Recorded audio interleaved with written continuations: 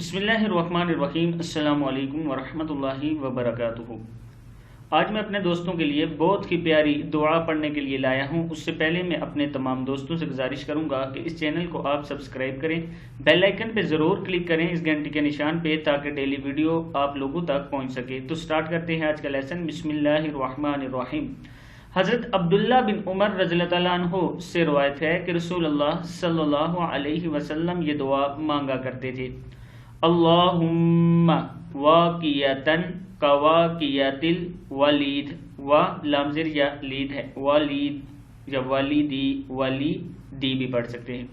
अल्लाहुम्मा वाकियतन कवाकियतिल वलीदी।